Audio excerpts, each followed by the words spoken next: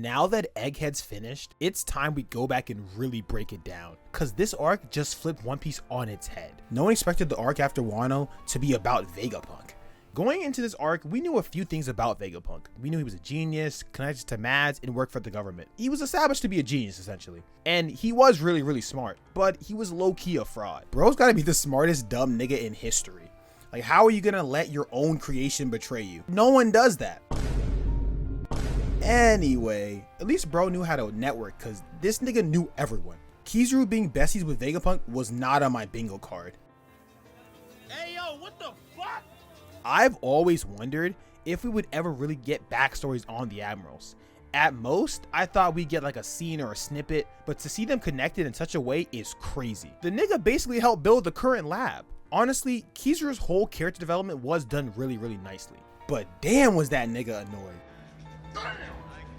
That nigga really fried me with his conflicted gimmick. Bro was trying to be Garp and Marineford, but that shit was not you. It is what it is. When Kizaru was yelling at Aki Inu, things were said. Tears were shed. Most of those tears being mine, but still. You know what? Actually, let's break that scene down more. We don't get a lot of Admiral interactions in the series, so getting Kizaru's first emotional scene ever was amazing to see. He even showed us a side of Aki Inu that we've never seen before. We usually just see him as this heartless killing machine, and honestly he still is, like, don't get me wrong, but he also seemed to care about his comrades. Bro showed a little bit of kindness by not pressing Kizaru about the whole mission. That was kind of sad, I'm not gonna lie. But as sad as the Kizaru stuff was, he's not the emotional center of this arc, and neither is Luffy. It's Kuma. Kuma did not deserve any of this. I have never felt more sad for a One Piece character before. Bro had his people hunted, family enslaved, and his girl abducted, and then he had his soul taken. Like, this nigga was really going through it. Kuma has the saddest backstory in One Piece, period. Sadder than Law's,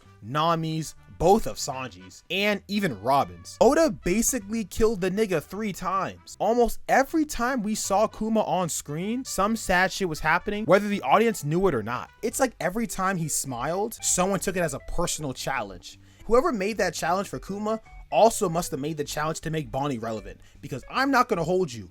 When we first got introduced to Bonney, I thought she was going to be in the top 5 for useless One Piece characters. When she was introduced as one of the supernova, I was not moved. She just felt like someone who had a little cute story, but that was really it. Honestly, as a supernova, I thought her role was never going to be more than even like Capone Beige. I know that there were some theories about her being related to the government somehow because Aki Inu didn't show an absolute disgust for her existence, but I have been shown the light. Bonney's new role in the series is low-key fire. Oda really made it all click together, except for her powers. Oda really got his bag with Bonney, but he also was kind of capping too, because the entire arc, Oda was bullshitting her powers. Like, at first, she was able to kind of change people's ages, but now she's got like timeline powers.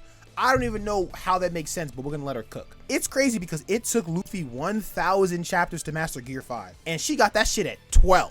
Zoro literally told Luffy, like, yo, we're not playing pirate, like, this shit isn't a game. Well, that nigga must not have met Bonney. Bonney was playing pirate the whole time. Fake pillaging, fake name, fake age. The only thing real about her is her relationship to Kuma. And thinking about that, that's fake too. But I know one thing that's real. One Piece. Nah, not that. The like and sub button. So just click that for me real quick. But I've talked enough about the victims. Let's discuss the nigga that did it. When we heard about the Gorosei, we knew they were bad. They're the head of the evil world. Saturn wasn't just evil, he was mean. Telling someone they gotta die because they want freedom is crazy. Been fun with off limits in Mr. House. Nigga, did I just catch you having fun? I didn't know how Oda was gonna one-up villains like Doflamingo in terms of being scum of the earth, but the nigga, he got his bag. Bro really did it. Saturn truly cares about no one on earth except for the celestial dragons. He really is a fuck nigga, but his form did move me, I'm afraid. Or disturb me, I'm not really sure yet. All the Gorosei were scary. He's just standing there, menacingly. We've been waiting decades now to see the Gorosei finally make their move, and somehow it's exceeded our expectations. The Gorosei were always a question mark because we really could never decide if they had hands or not. Would they be an obstacle for the heroes to take down or just figureheads? Well, Oda finally answered the question, and it was done masterfully. I don't even know what the consensus on their strength was. Them being unkillable and Gear 5 level also wasn't on my bingo card. It all makes sense now why they were posing like they were in a boy band. Their titles, feats, and forms let me know that Usopp will never catch up. But besides that, there wasn't really much about them, except for Saturn. This nigga might have the contention for the biggest sell since the Void Century. Like, no, like dead ass. Emu's been planning shit for a millennia, only to get hit with Joy Boy's hockey. Bro got slapped in the back of his head like, nigga, is that Joy Boy? Emu got so mad he sent the nigga to the gulag. And what an amazing moment too. Like, rest in peace to that bozo. One thing I have learned from this arc though, is that Emu is a lot of things, but being a bad employer isn't one of them. He has Saturn's replacement ready before he even died. How no one in the government quit after seeing that is none of my business. Saturn spent the entire arc yapping about how everyone was insects, just for Emu to hit that nigga with the Uno reverse card. But let's discuss the most mysterious character left in a series. Not him. Saint Garland. Most of us believed he was Shanks' dad, but his entire existence changes the game. He's one of the key characters from the God Valley incident. We know Oda's been hiding that subplot for a reason. Shanks' papa was clearly strong. Now that he's got his Emu equipped, he's got EOS villain potential. We have to see the fight with him and Whitebeard. But speaking of fights, this arc might have the best fights in the series. Luffy versus Saturn, Luffy versus the Gorosei, Luffy versus Lucci. Damn, this nigga likes to fight a lot. Niggas think I'm fighting to save the day, but really, nigga, I just like to fight. Law versus Blackbeard, Garp versus Aokiji, and Zoro versus Lucci. Everyone was fighting everyone. I think I even saw like a giant robot somewhere in there. I'm just realizing now that the way I describe this arc, it seems like a bunch of random shit happening. Now, honestly, I stand by that. But one thing that all One Piece fans can agree on is Vegapunk stirred the pot.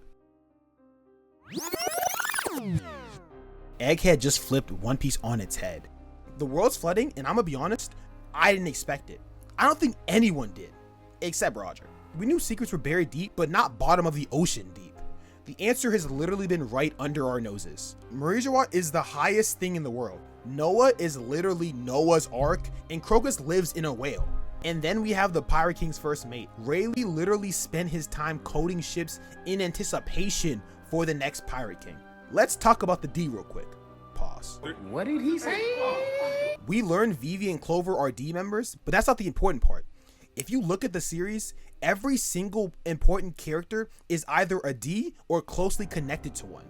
And what's weirder is that the D members always meet and build connections without knowing about their D status. Luffy and Ace became brothers. Clover met Saul, and Roger fought 2 D members before marrying a 3rd. We have literally known Luffy's middle name since the series began, and no one has ever put it together that he has unknowingly met every single D member in the world. This isn't a coincidence. Another crazy non-coincidence is the 2 characters with checkered fates have been surrounded by Ds. We know both Sabo and Robin are going to play huge roles in the end of One Piece, but let's just examine their web of D. Robin is on Luffy's crew, trained with Dragon, and she became great friends with Saul and was the student of Clover, while Sabo is literally brothers with Ace and Luffy. He was mentored by Dragon, and he got his ass beat by Garp from time to time. To me, the craziest reveal about the D is actually not even a reveal at all. To me, the fact that Vegapunk said everything he wanted to in that message, except for information on the will of D, tells me that there are reveals coming that are going to change the game again. But I mean, honestly, I don't really know. I guess time will really tell on that.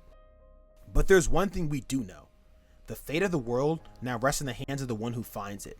The person who lays claim to the One Piece.